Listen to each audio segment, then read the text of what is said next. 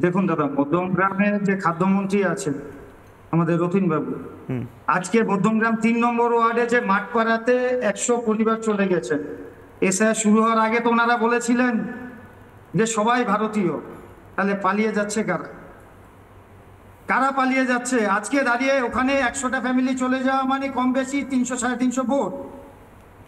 এরকম মধ্যমগ্রামে কতগুলো ওয়ার্ড আছে আপনাকে স্পেসিফিক করে বলতে চাই: 1, 2, 3, 7, 25 এবং রোহন্ডা, এটা পুরোটাই মুসলিম অধ্যুষিত এরিয়া।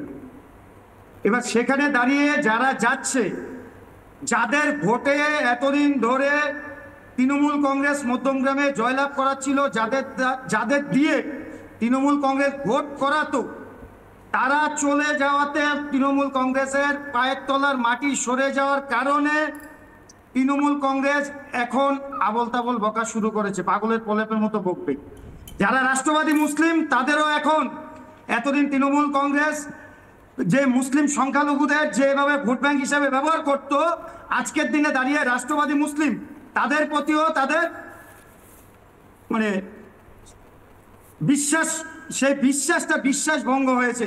তারা আতঙ্কিত হয়েছে, তৃণমূল কংগ্রেস আতঙ্কিত, ভয়ে আতঙ্কিত হয়ে তারা এখন আবল তাবল বকা শুরু করেছে। বেশ।